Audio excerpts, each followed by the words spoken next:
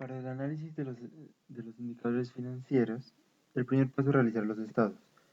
Entonces vamos a empezar con lo que es el estado de resultados. Lo presentamos de ambas formas, el estado de resultados normal y el estado de resultados bajo las NIF.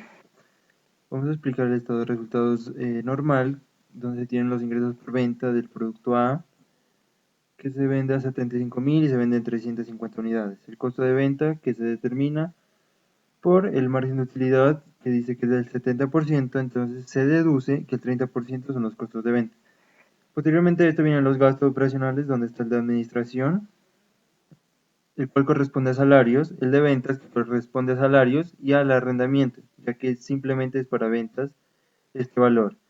Están unos ingresos no operacionales, productos del CDT, los gastos financieros, que salen de la tabla de amortización, el impuesto de renta, que es del 34%, ya que es del año 2017, la reserva legal, que es del 10%, y se puede determinar de esta forma porque no sobrepasa el 50% de los aportes sociales.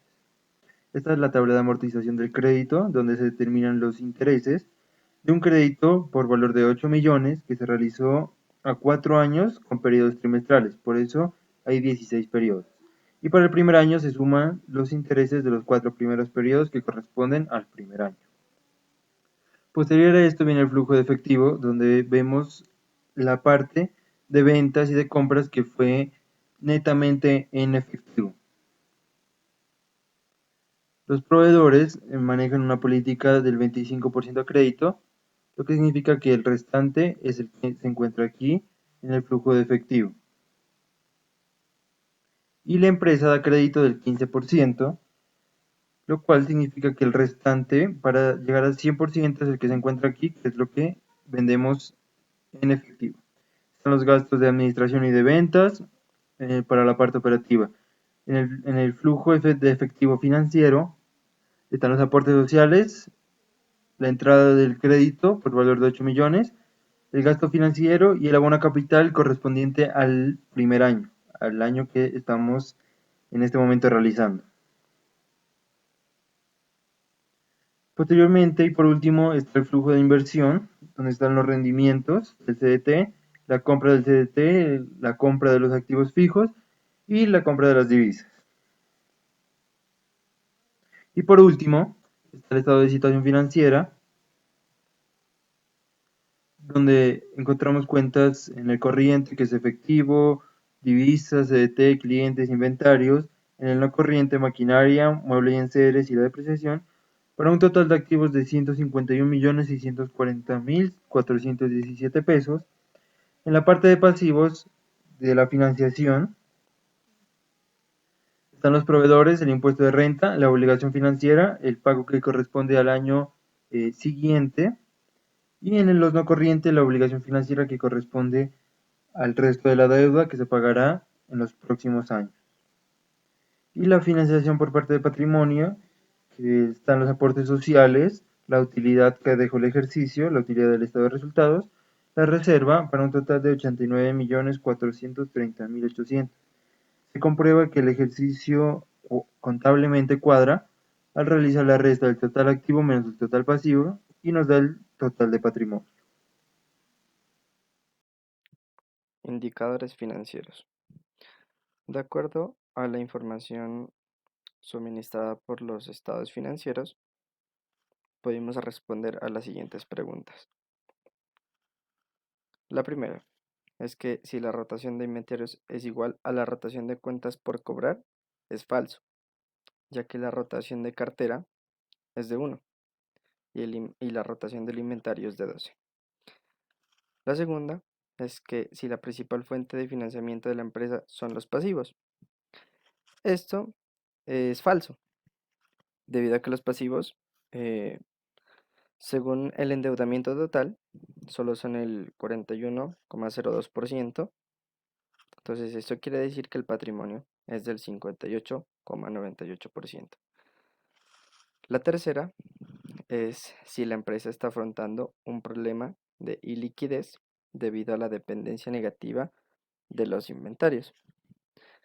Esto es falso, debido a que la empresa no depende de sus inventarios para pagar sus pasivos corrientes, lo que muestra que la empresa se siente, o sea, sí tiene liquidez suficiente para cubrir sus deudas de corto plazo según la dependencia de inventario. Eh, entonces, aquí también tenemos que pues, la dependencia del inventario es de un menos 680%, y esto pues nos quiere decir que no depende de sus inventarios para pagar sus pasivos corrientes, como lo nombré anteriormente. La cuarta es que si la empresa tiene una disponibilidad de efectivo de 297 días para hacer inversión. Esto es falso, ya que el ciclo operativo de caja es de 297 días. Eso quiere decir que estos son los días que pues tiene la empresa que financiar con fuentes costosas. Y la quinta pregunta tiene que ver con que si la empresa está cobrando aproximadamente cada 365 días.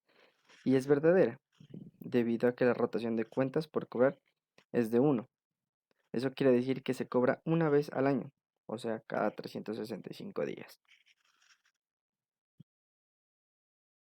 Entre las 5 siguientes preguntas tenemos que la sexta nos dice: el pasivo representa menos del 60% del patrimonio, lo cual es falso, ya que el average total que se obtiene del pasivo total entre el patrimonio nos da un resultado del 69,56%, es decir, representa más del 60%. La séptima pregunta nos dice que el pasivo de largo plazo representa menos del 10% del patrimonio. Esta es verdadera, ya que el average de largo plazo que se obtiene del pasivo de largo plazo entre el patrimonio nos da un resultado del 4,47%. La octava pregunta dice que para que la empresa cree valor se debe tener un WACC inferior al 30%, lo cual es falso, ya que la rentabilidad del activo da un resultado del 35% y el WACC uno del 9%, es decir, son superiores al 30%. La novena pregunta nos dice que la rentabilidad del patrimonio es superior al 60%, lo cual es falso, ya que la rentabilidad del patrimonio, es decir, el ROE, que se obtiene de la utilidad neta entre el patrimonio, nos arroja un resultado del 59,81%, es decir, inferior al 60%.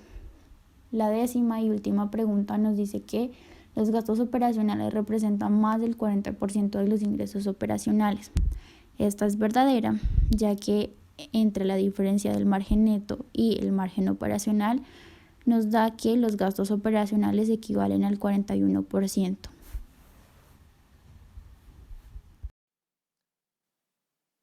Estudio de caso. En el taller nos dice que el tesorero Amaro ha proyectado flujos de efectivo en 3 diferentes proyectos.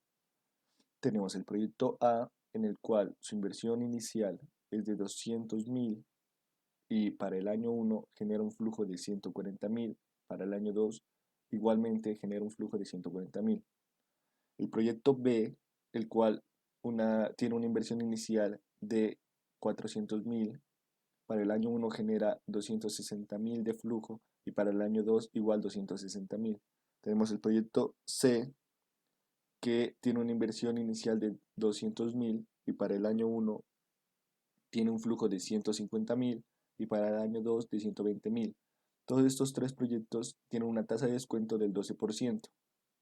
Entonces nos pide calcular el valor presente neto. Para el proyecto A, el valor presente neto es de 36.607,14. Esto indica la rentabilidad que tendría el proyecto traída a valor presente. El proyecto B tendría un valor presente neto de 39.413,27 y el proyecto C de 29.591,84. También decidimos calcular la tasa interna de retorno y la tasa de verdadera rentabilidad.